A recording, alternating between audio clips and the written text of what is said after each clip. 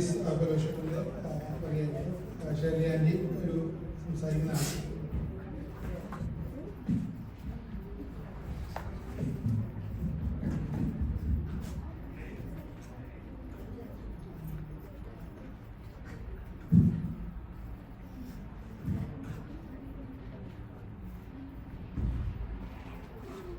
ഞാൻ ഇതുവരെ സദസ്സിൻ്റെ മുന്നിൽ പ്രസംഗിച്ചിട്ടില്ല.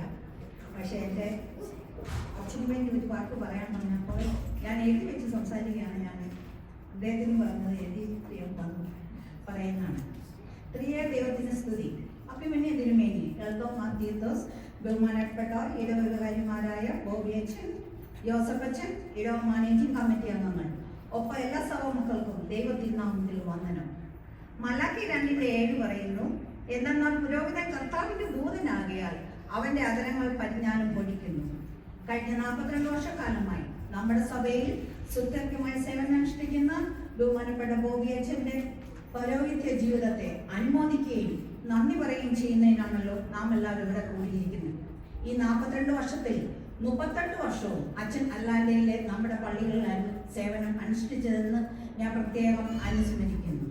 ഈ കാലമൊക്കെയും അച്ഛൻ ദേവാലയത്തിന്റെ എല്ലാ ആവശ്യങ്ങളും വളരെ സമർപ്പണ മനോഭാവത്തോടെയും ആത്മാർത്ഥതയോടെയും നിർവഹിച്ചു വരുന്നു. ഈ സമയത്ത് വുമൻസ് ലീഗിന്റെ പ്രതിനിധി എന്ന നിലയിൽ ഞാൻ അച്ഛന്റെ സേവനങ്ങളെ ആദരപൂർവ്വം ഓർക്കുകയും അതിനായി നന്ദി പറയുകയും ചെയ്യുന്നു. ബഹുമാനപ്പെട്ട അച്ഛനും കുടുംബവും 1986 ഏപ്രിൽ മാസം അറ്റ്ലാന്റയിൽ എത്തുകയും ആ ജൂണിൽ അറ്റ്ലാന്റയിലെ ആദ്യത്തെ വിശുദ്ധ കുർബാന അർപ്പിക്കുകയും ചെയ്തു.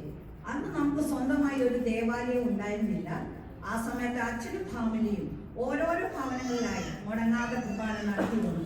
പിന്നീട് കുറെ കാലം വാടകയ്ക്കെടുത്ത സ്ഥലത്ത് നമ്മുടെ പള്ളി പ്രവർത്തിച്ചു.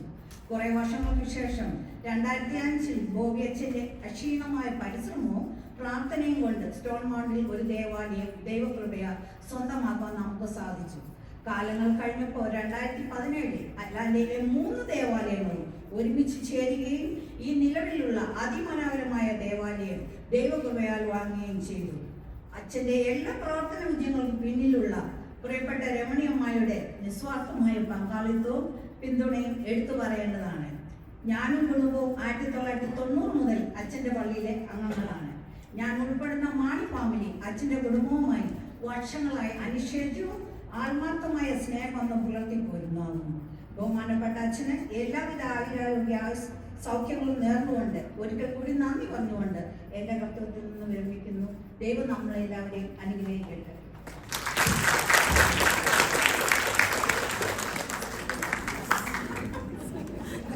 Thank you.